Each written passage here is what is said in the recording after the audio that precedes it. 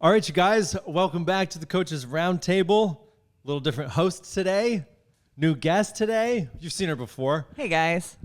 This is episode 26, and today we're going to be talking about why you should strength train even if you're not necessarily that interested in getting stronger. So I think that the best place to start would be to define what strength training is, maybe give some examples. And it could be somewhat subjective, I think. Absolutely, I agree with you on that one. Yeah. So why don't we just go around, maybe starting with Alex. Oh, what does strength training mean to you? My first inclination was to say that there had to be some kind of external object. I don't necessarily agree with that unless the external object was like the floor and I were performing push-ups. Then yes, in some way I'm having to apply a force to something outside of myself. So if I'm saying like really technical, yeah, I'm resisting a force that's outside of me, whether that's weights or it's something where I'm moving my body weight and that is the weight against something that is stable, like a floor or a pull-up bar or something like that. I feel like you just defined it right there. Yeah, well, you're welcome. I think we could probably add some stuff to that, though. I think so too. Well, for strength training, for sure, I think Alex did nail it there. And it is subjective to each individual. It's not like how much you can lift in a certain lift. I think that for longevity, being able to move your body, pick yourself up as you become older, and being able to maintain muscle in order to do that, it's just going to be so beneficial, because that is ultimately why we do strength training. It's just to prevent the aging process for ourselves, as essentially we're deteriorating our muscles and our bones, so yeah, being able to pick yourself up, do stuff for life. Yeah, and I mean, I think strength training, it makes your everyday life easier, right? I think, and it doesn't have to be crazy amounts of weight or anything like that, but the ability to do your everyday life a little bit easier. Cool. So we've got like resisting some kind of force, right? And we were already getting into the why and like the aging, which is huge and that kind of thing. But if we just have that, then really all of the daily workouts, I think, involve some amount of strength training. We're resisting some kind of a force. So I think that maybe for the purposes of this discussion, and I think kind of where we want to go with it, we might want to add like something volume related and the amount of resistance. So when we talk strength training, maybe perhaps if there was a focus group coming up where you're choosing different strength-based programs, then we want to define a little bit more like, okay, well, how much resistance do we want this object? And does it need to be an object, or can it be our body? And as Alex said, it can definitely just be your body. But if you do, I think, 100 push-ups, for example, then you're getting a little bit more into muscular endurance, right? Rather than trying to build overall strength. And then, of course, you've got our like suns out, guns out, and butts and guts. And those are a little more hypertrophy, right? Ding, ding, ding. So you're making your muscles bigger, not necessarily focusing on making them stronger. I think for our conversation today, we would just say anything that is designed to make your muscles bigger and stronger, where the volume is relatively low. So in our daily workouts, we might do 200 reps of something, versus if you're really trying to make the muscles bigger and stronger, maybe you're doing 50 reps of something, and that's broken up very deliberately. So we've got what that is. Misconceptions. Before we get into why you should, I know we've all, as coaches, heard all kinds of reasons why not to. So maybe starting over here, what are some of the big misconceptions or myths that you've heard about strength training? I will say, as being a female, here I've heard it so many times.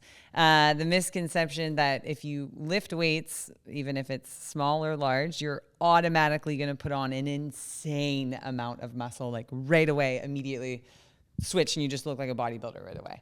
So I would say, like for the female population, for sure, the misconception is that if I lift weights, I'm going to get huge immediately. It's that B word, bulky. Bulky. I don't want to get bulky. Julian, what about you? That if you don't constantly lift heavy, that you're going to lose your strength. Yes. Yeah, that's a good one. Yeah, I think, yes, I will keep it there because I can go deep into that one. But yes, that's a very big one that I've constantly hear. Alex? You guys took the good ones. No, there is one. I guess just that, like, it's not sufficient. Like I do think that training should be relatively well-rounded, and I shouldn't, use some like monostructural, like I just go for a 5K run. I think that's important to like a general fitness, but I do think that maybe people think that strength training wouldn't be enough if that's what they loved and enjoyed and that's where they got their movement in every day. Like I know plenty of people who stay very fit, even cardiovascularly fit with strength training, because there are some benefits that I don't think people recognize or are aware of. Yeah, if it doesn't have that intensity piece, some people don't think it's good enough. Yeah, and it's also like it doesn't have to be all one thing or the other. You know, there's the people that only want to do cardio, only want to strength train, or only want to do like metabolic conditioning. And there's benefits to mixing it all up. There was two that I was thinking of. One kind of going off of what you were saying, and it's that women should not lift heavy. And it's not even like a bulky thing, that it's just for some reason women are just genetically not built to pick up heavy things. That one really gets to me. And then the other one that I have heard a lot is that you're going to get hurt. Yeah. And in fact, as I think we will discuss, it's the exact opposite that's true. Okay, so who is strength training for? Like, who should do it? Anyone can do strength training. I mean, we can all benefit, whether, I should say anyone, like children, of course, like, don't need to be necessarily like I'm talking about young kids, like, our ages. But I think that's another misconception, is that like elderly people, right? It's not good for them when they are definitely one of the most important populations to be doing it. Everyone? Yeah, I mean, I would say everyone. Yes, everyone. Yeah, and I think it comes back to the fact that like what strength training means to one person might be very different from person to person. So we all need that resistance in one form or another. And it changes dramatically depending on where you're at in your lifestyle. For strength training for me may look a lot different, even for strength training for Jeb, and then for Molly and for Alex. So it's all different based off of the individual. And especially as you're getting older, there's adjustments that need to be made. Even now to this day, like I'm 32 years old, I can already start seeing where, which is not, it's not, it really isn't. I can already start seeing like what adjustments I'm going to need to make to maintain my strength and where I want to be at as I start getting older. So I have actually a question sort of for both of you guys, because you guys both trained at a very high level for the CrossFit Games. And I know that your training has changed since then.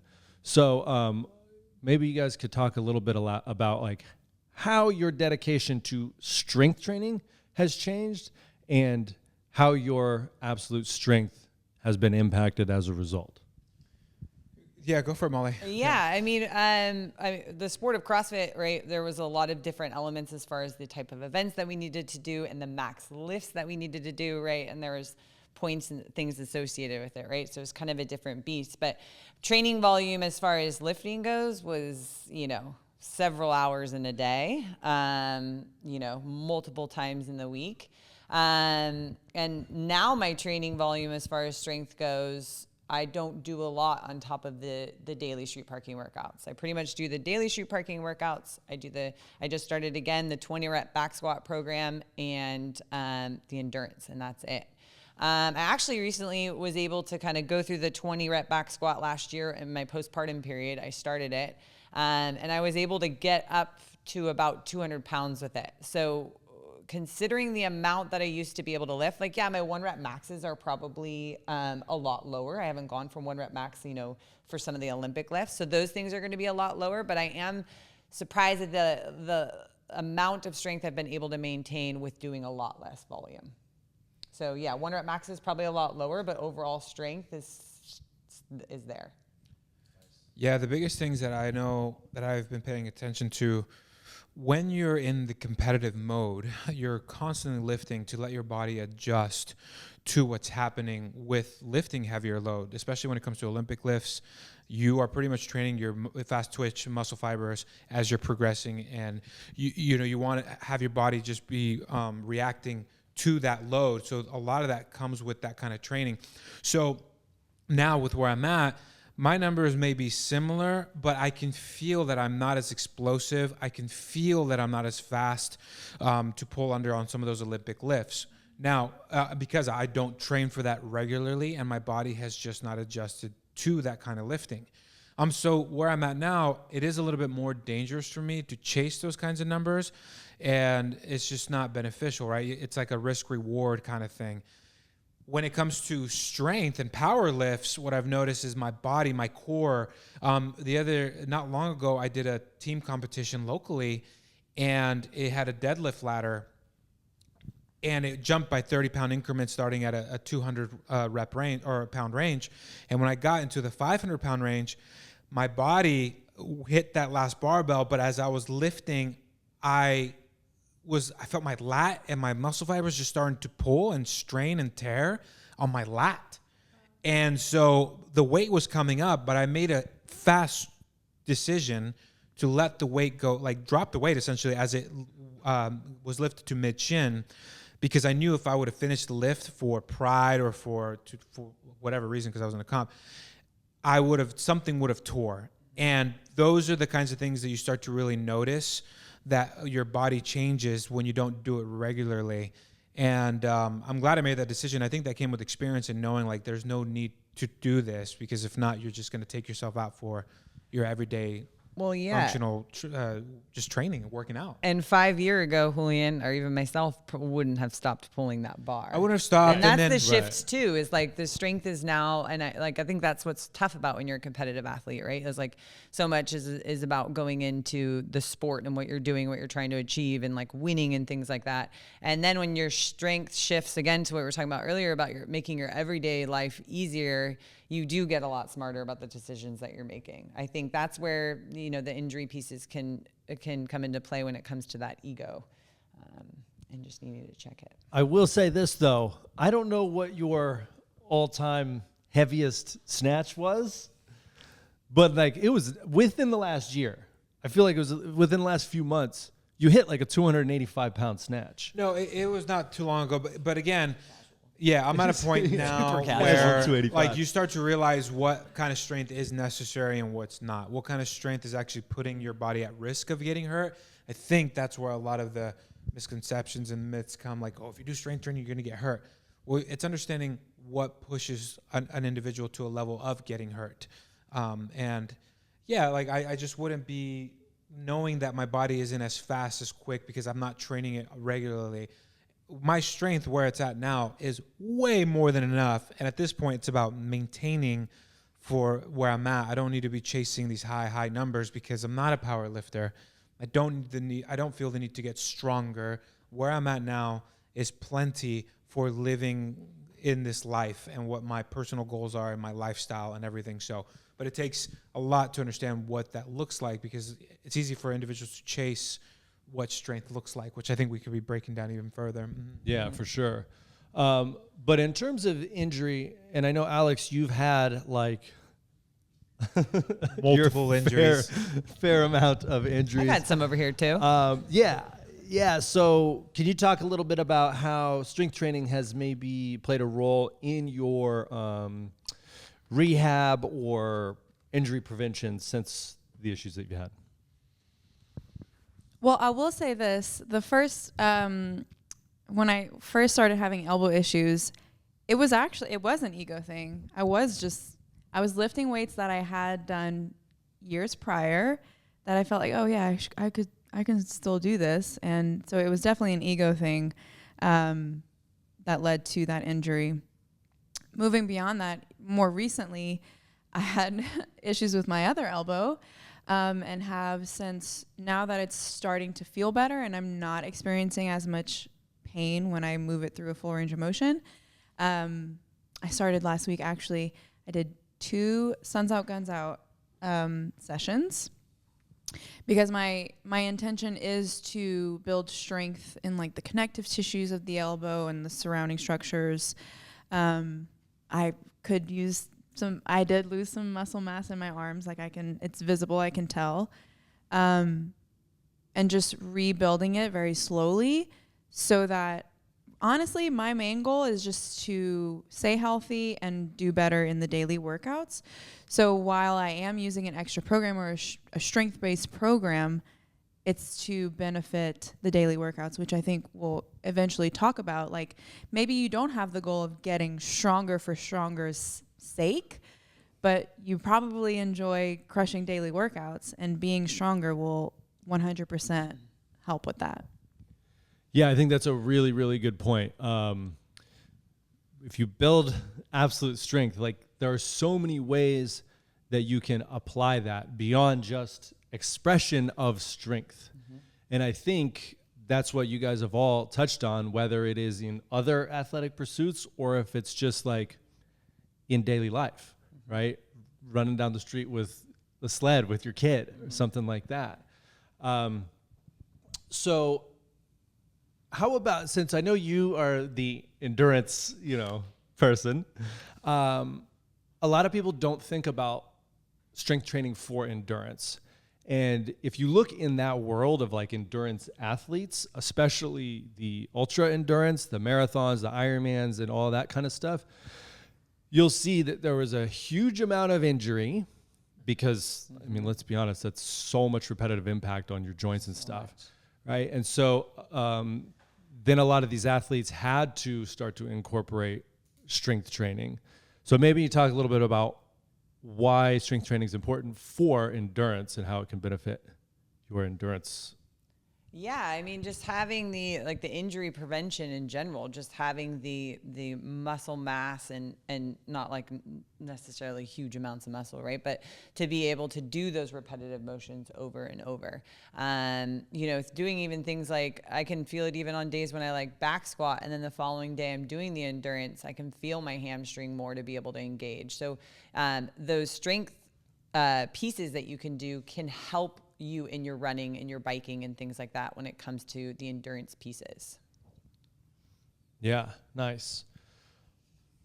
Well, I was just going to, even the strength or like I don't think I know when I'm running, I'm not like actively trying to like support my bone structure, but that's what that's a large role of musculature is like posture.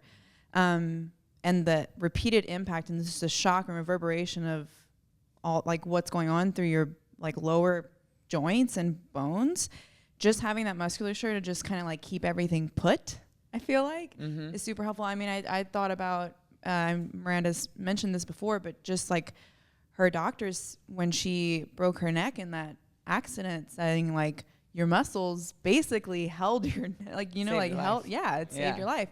And it's as simple as that, but our muscles help to keep us like together. Mm-hmm. Well, I just want to point out too something when it comes to looking at, you get a visual representation out on the field when you compare sprinters to ultra marathon runners. Mm-hmm.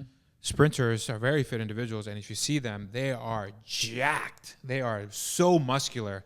And then which is one end of the spectrum, which they also experience their fair share of injuries. And then you have your ultramarathon runners who are extremely skinny, who also experience their fair share of injuries because they have no muscle to support that constant impact, as we were saying. I think when you bridge that gap is where you're going to maintain a very healthy lifestyle. And I think that's just healthier for the body in general, you know, without getting too scientific nerdy about it. Yeah. If I can get a little more. Let me just jump in here really quick. Yeah, I know Jeb loves to, and I think that's really good to have that. And so, yeah, explain that, because that was just to kind of keep things on a more simple. Yeah, so just while you were talking, what it made me think about was also the metabolic demands of these different activities. And it made me think of how much nutrition plays a role in body composition in addition to the activities that you are participating in. You know, so it kind of brought me back to the whole, like, I don't want to get too big.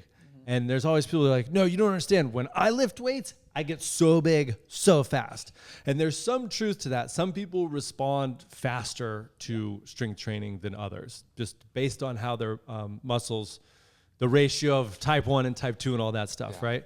But if you want to get bulky, lifting weights and doing strength training, you have to eat to support that. And for most of us, that's a lot of food. And those ultra endurance people, like, they eat a lot, but they are running for so long that they're burning so much fat in those long distances that they look really lean. So a lot of those people, they do strength train, but because their sport is that really, really long run, they don't like look like somebody that is, you know, really doing a serious strength program.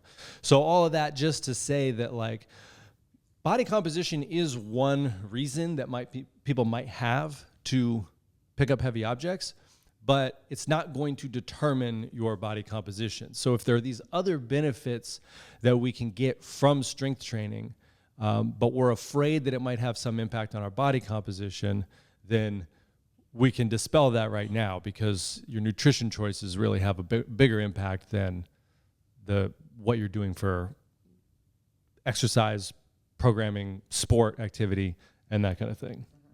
Yeah, and I don't think that this goes against what you said, but I think something important to note is, again, you may not be inclined to say, oh, I would love to get stronger, but with increases in muscle mass come a higher metabolism. Yeah. So you're looking at the more muscle mass you have, the more calories that requires to maintain. So just resting, your body is burning more calories. So if you did have the goal to burn body fat, to improve your body composition, occasionally, incorporating some strength training into your routine will lend itself well to that without, feeling like you're going to get bulky. Because for the same reason that you have to eat a lot when you're lifting heavy that's why because it just takes a lot more nutrients and resources to support that effort. Well, and when most people look at weight loss, they typically think about getting activity as high as you can and decreasing your calories as low as you can, right? Like, so that's where most people, of course, calories matter. Calories matter when you're trying to see body composition changes. But like Alex is saying, the more muscle you have, the more you're just going to burn sitting here, right? So, and that makes up, I think your resting metabolic rate is like 60% of your overall calories that you burn in a day, right? So you can get more bang for your buck in the calories you're burning by just putting on more muscle mass. It doesn't have to be this insane amount of muscle that you're just like walking around all bulky, but just having more muscle mass on your body is going to allow you to burn more calories doing nothing. Yeah, I think that's probably one of the biggest takeaways, hopefully, that you guys get from this conversation, is that, because it's important. One thing that when we were defining strength that you brought up that I think is really cool is the longevity and the aging component of it. So I think maybe we should just go a little deeper into that. As somebody who's getting on up there in years, up 32 years old. Being 32, yeah. Jeez. You got a third kid coming too, man. It's just really going downhill. Yeah, so as you get older, bone density starts to go down, and then just our ability to do the same things, because I think a lot of us are not as consistently doing those things. So what would you say, Molly, Yes. would be some of the important demands of your life right now where strength is important? Well, I mean, I'm just 36 years young over here, so getting older, right? As you get older, you lose more muscle just naturally, especially females. So keeping up with strength training can help with that. I mean, are we talking like my personal life? Lifestyle. I mean, for me, my lifestyle, my family is super active. We're outdoors. We like to go camping.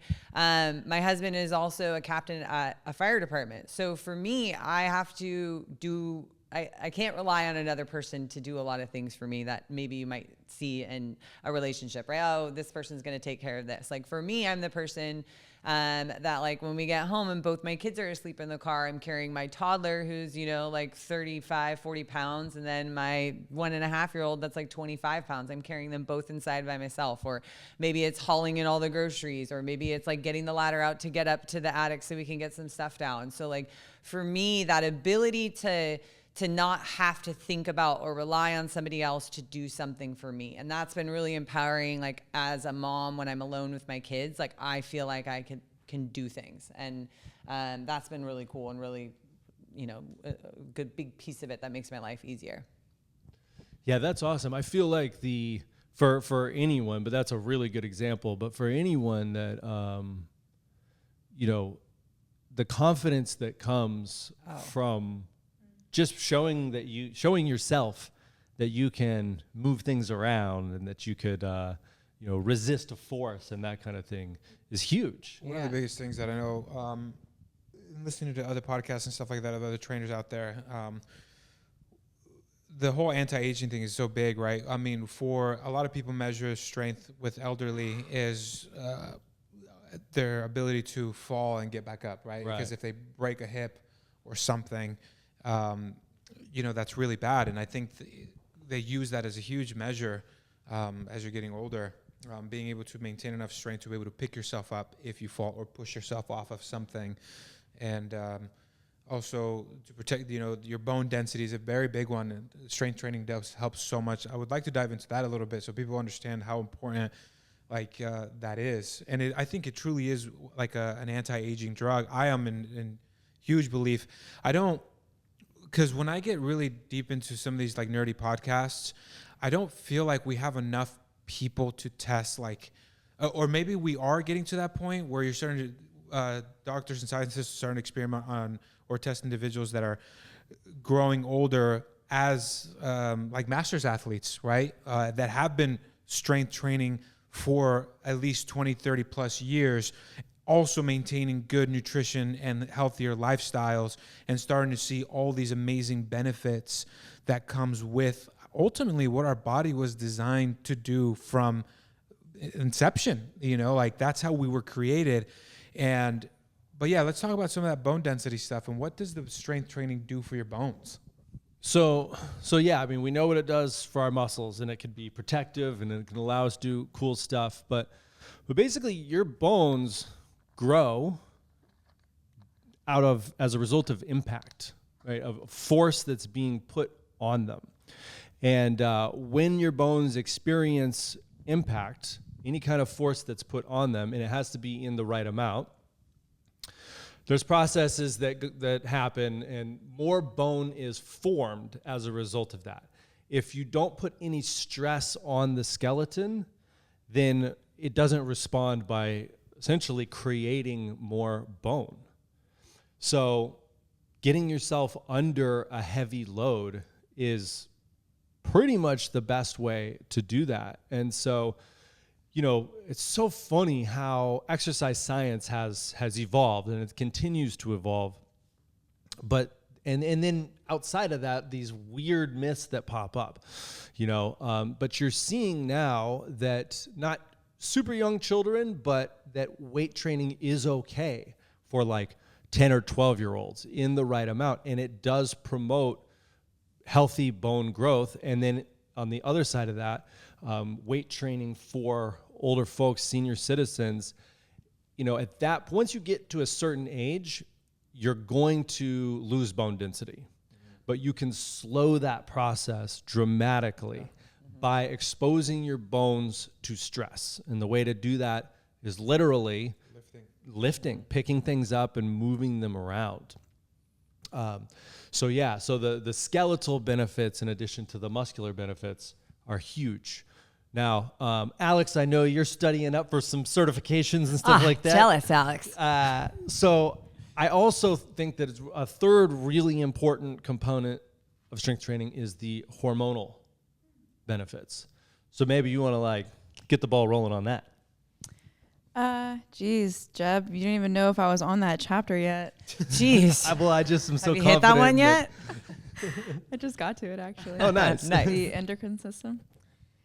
Well, I think in particular, when you're doing strength training, you're doing functional movement. So they serve some kind of purpose in our daily life. You're picking something up off the floor. You're squatting down. You're pressing something. You're pulling something towards you.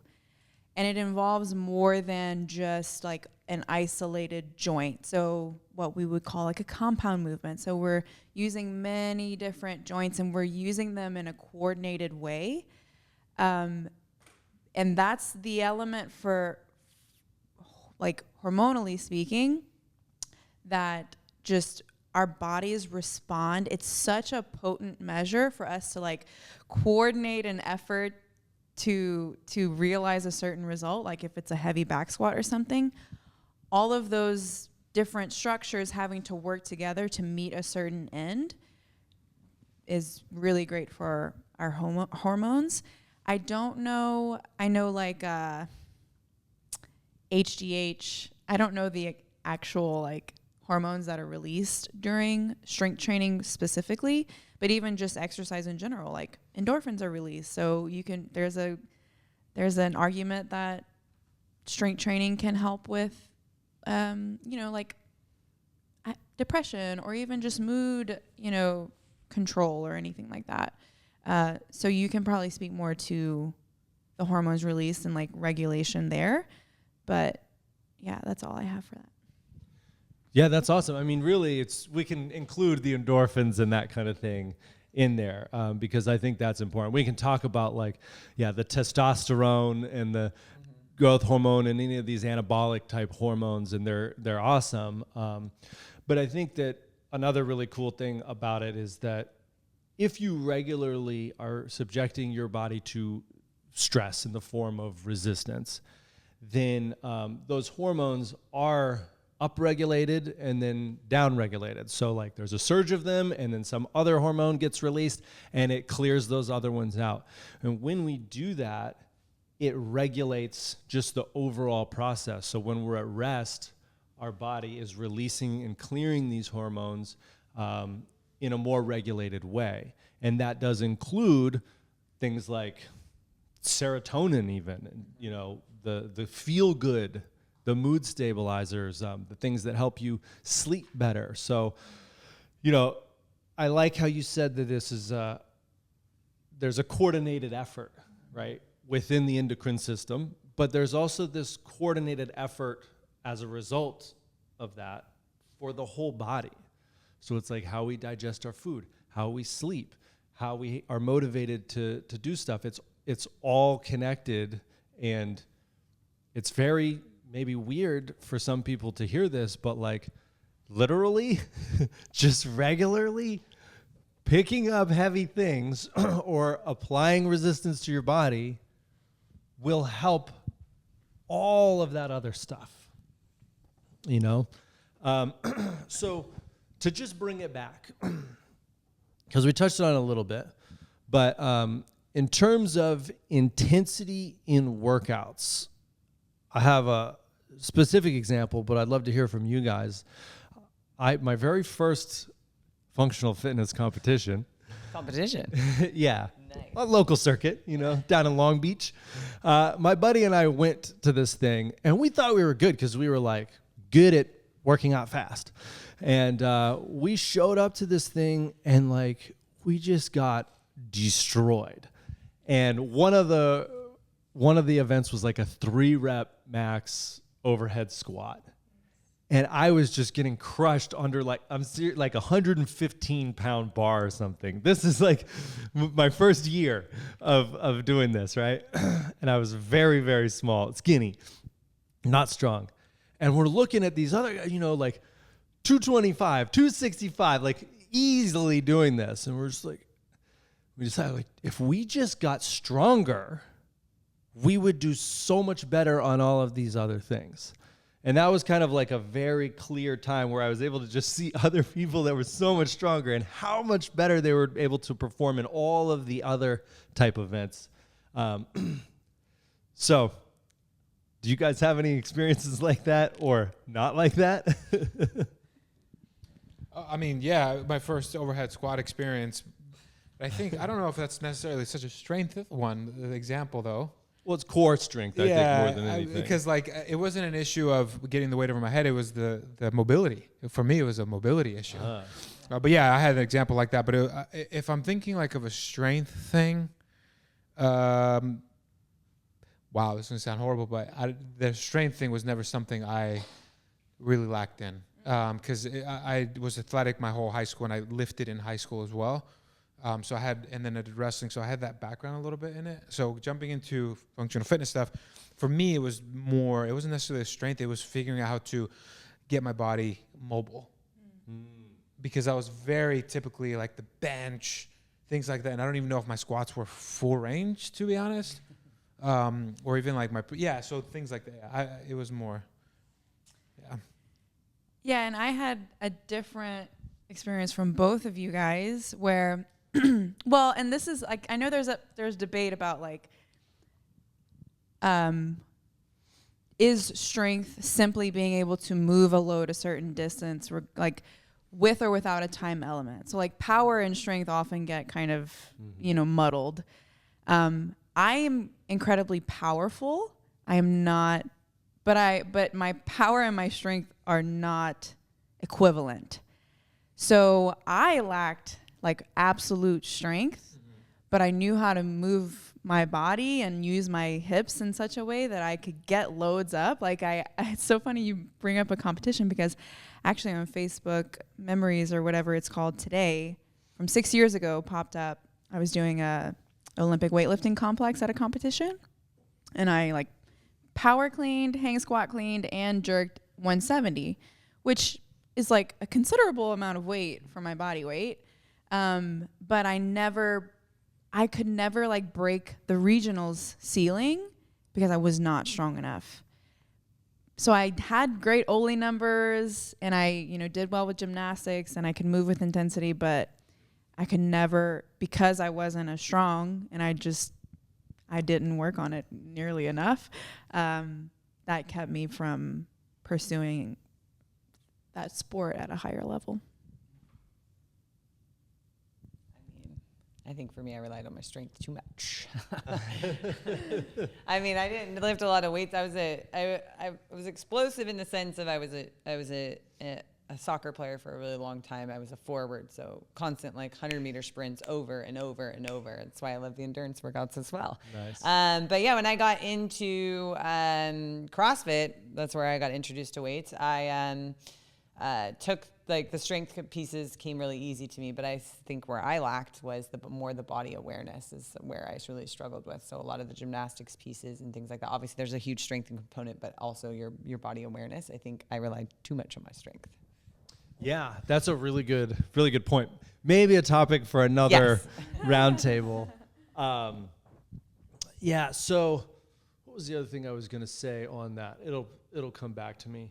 But there is a very, very important thing that we have not talked about yet.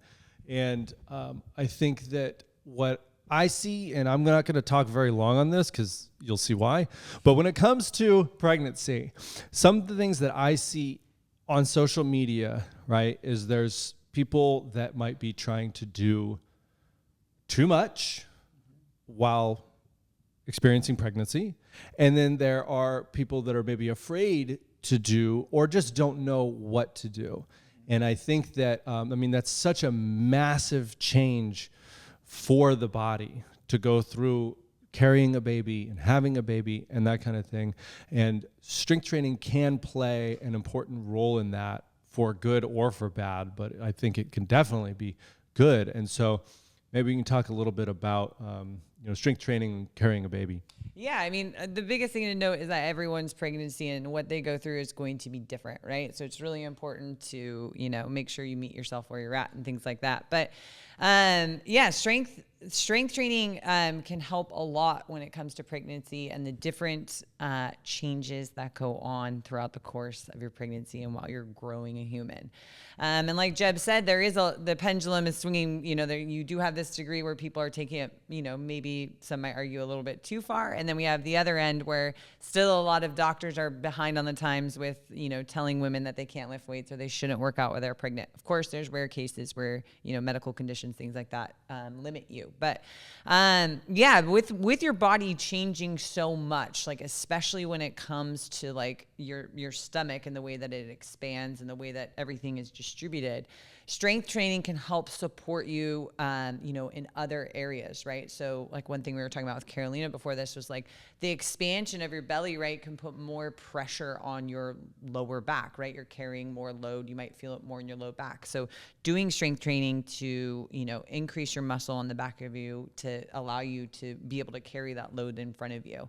I will say one of the common misconceptions are like strength training can make birth easier, or working out can make birth easier, and that's definitely not the case.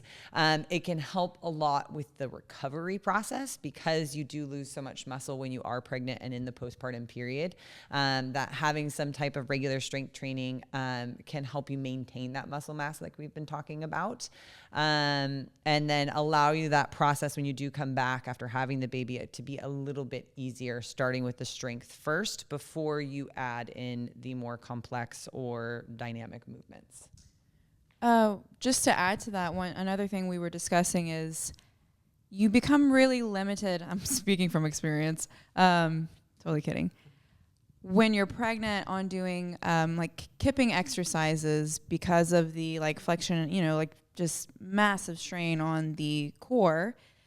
And it can be really frustrating as a mother who's been relying maybe on being able to use her body and use her hips and be more explosive and not rely on strength, to then that be kind of taken away from them or them be feeling like they're limited. So to have the strength to perform strict pull-ups, or even beyond pregnancy, into the postpartum when they're slowly starting to reintroduce movements, it's safer to do more strict and kind of absolute strength-based stuff than it is to be kipping around on a pull-up bar.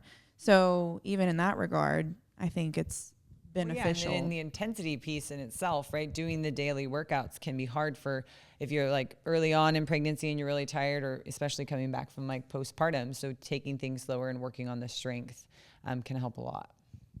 Nice. So I know we get a lot of questions kind of surrounding how we should be working out and what weight we should be using, that kind of thing. So let me kick it on over to Nicole and see if there's any common questions that we've compiled. Yeah, we have a bunch of questions about kind of more of the nitty gritty and specifics of it. So I think a really common question is, how many days per week is it best to add in a strength element? Wow. That is a difficult question to give a singular answer to. It really depends on what your goals are, on how many days a week that you actually train, what you're doing with your other stuff. Julian, you got something to add? Well, I was going to ask you, what do you define as strength training? Because, I do have an answer, but what are we defining as strength training? Mm-hmm. Yeah, so I would say strength training is dedicated sets and reps of a load that is probably anywhere from, at the low end, 60% of what your max effort could be for one rep, all the way up to 100%, and sets or reps being anywhere from 1 rep to at the most 10 reps. So if you're doing dedicated sets and reps of like 6 to 10 or 4 sets of that, and it's pretty heavy, then I would call that strength training. Yeah, because I feel like sometimes in our daily workouts, we have an element of strength training, depending on how you approach the workout, and that should be plenty to be honest, for many individuals if you're reading the workouts appropriately and doing them right. Other than that, I personally think that a couple times a week is very appropriate for strength. And again, it all depends on what are your goals as well. If you're trying to get stronger, or just maintain. But I think a couple times approaching it. Yeah, and I mean, I think sometimes also what people tend to do though is they will not let the strength be like their focus, right? So they'll do, and this is where it gets tricky when we stack the workouts, right? When we're doing the strength piece before the workout, you have to understand that one's going to impact the other. So, realizing that maybe you put your priority on the strength, if that's your goal to increase strength. And then if you do it the daily workout afterwards, you adjust the load, or you understand that you might not be within the goal time or close to, you know what I mean? So like Julian's saying, depending on your goals, prioritizing that accordingly. Yeah, I would say if strength is your priority, then 2 days a week is a minimum.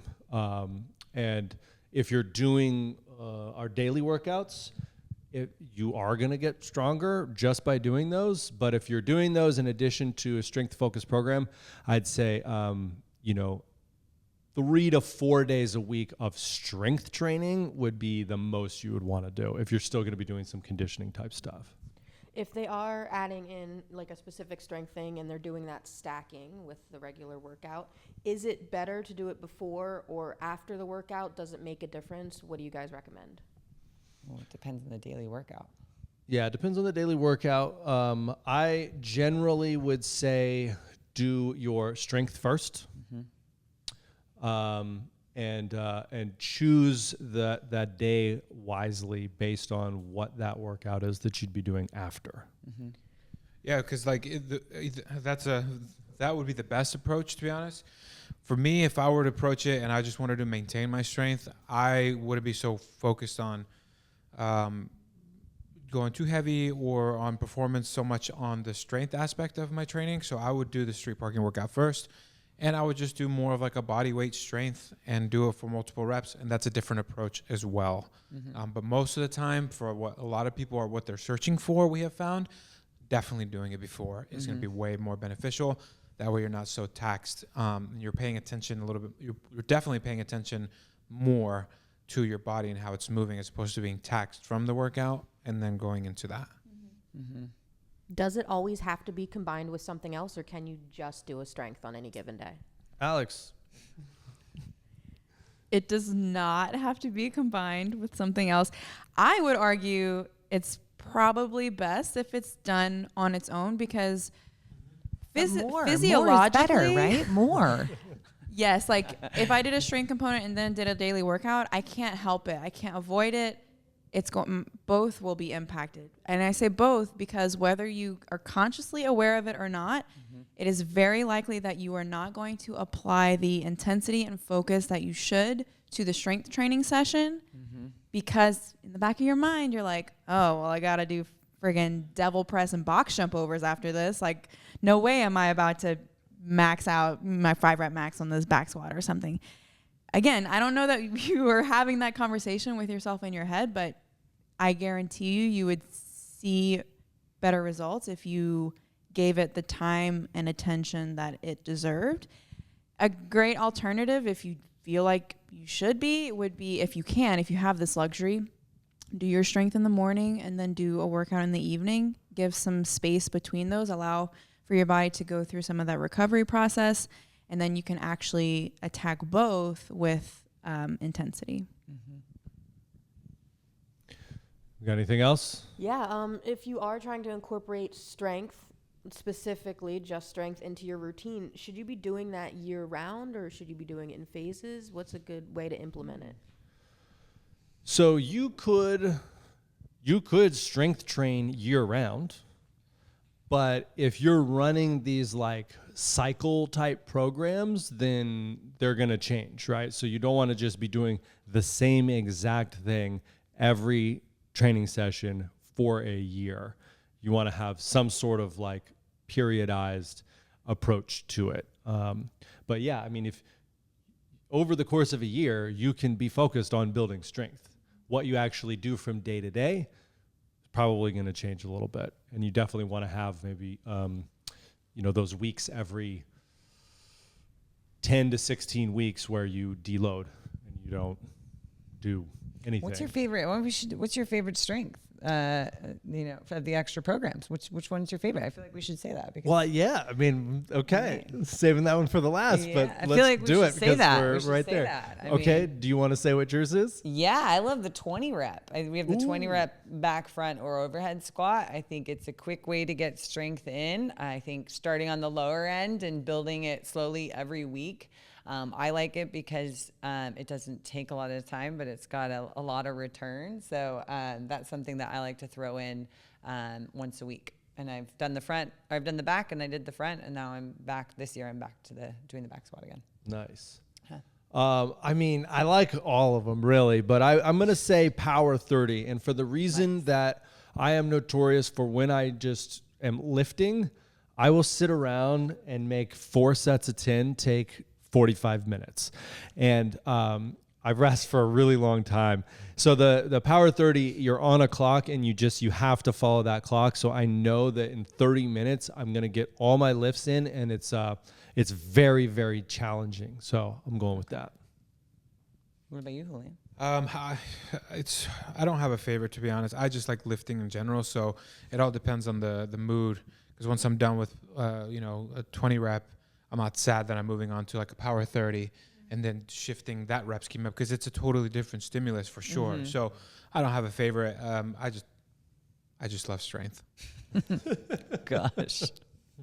Yeah, for me, and I think it does go back to, like, for our purposes, anything that falls under the strength section in the extra programs, qualifies. Yes. So I love butts and guts. Yes. And then it's like telling based on my competitive career, but beyond that, any Olympic weightlifting. So I really enjoy the Oli Linear program. Mm-hmm. That was really fun. And Oli Imams. But I appreciate and respect Power 30, and I love it for what it is. I just have more fun doing Olympic weightlifting is all. Mm-hmm. Nice. What could someone do if they don't have a lot of equipment? Is there any kind of strength program someone could do without, say, barbells? Tell us, Jeb. Should we all say it on 3? 1, 2, 3. Dumbbells. Body weight strength. I was going to say body weight strength.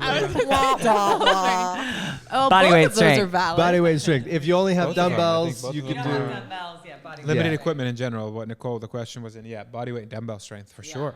Yeah, both are awesome. But a body weight strength sounds easy, right? It's Oh easy, my God. isn't it? It is not easy. Same with dumbbell strength. I think people really underestimate that one. Yeah, that's something actually I could find myself working on as body weight strength workouts. I'm a heavy dude. So I think I would struggle with 100%. the slow piece. Oh, yeah. The slow piece. For sure. That's a different If example. you're like, I live in the slow. But yeah, that's like different examples like, of so can we strength speed as this well, up? right? Like Salvi's body weight strength just far surpasses mine. Yeah, You Salvi, know, look at him. He's gonna just ninja over Ball there. of muscle. Cool. All right. So I think maybe we wrap it up there. Just to kind of button it up, to answer that question of why you should strength train, even if you don't care about being strong. Hopefully from this you've gotten that it will help you age better and live longer. It will help your hormonal components so you feel better, you have better moods, more motivation. It helps with burning fat if you have a little bit more muscle, so it's good for your body composition. Honestly, I feel like it makes you make better nutrition choices, and it makes your bones stronger, right? You want strong bones. You got to have strong bones, right? And I think what we all really love is that it allows you to have more intensity in your daily workouts. And that's the bread and butter of street parking, right? Is the daily workouts. And if you want to do better in those, and not only do better, but get more out of them, getting stronger is going to help with that. Like a nice little visual representation of strength training would be if you had a building, is the foundation and the structure. Nutrition is the machinery that makes it work. So give yourself a strong structure and foundation with strength training. Hold that building, let it live for years and years and years on end. That's the best way. Don't, associate it with aesthetics. Be a good building. Be a good building. Good building. I'm a brick house. I'm here for the building. All right, you want to take us out? I hope this information really helped you guys out. And of course, there's a lot of knowledge on this coaches roundtable, and we would love to keep providing you guys with a lot of more in-depth info. But I think for most of us, I think general information is what we need to start the process of understanding what we're talking about. And then there are layers to this, right? It gets very complex. But I hope this episode helped you guys out with just a general overview. And don't forget, if you found this information helpful and useful, share it with somebody. So like and subscribe. It just helps us out a lot. Share it, and we'll check in with you guys soon.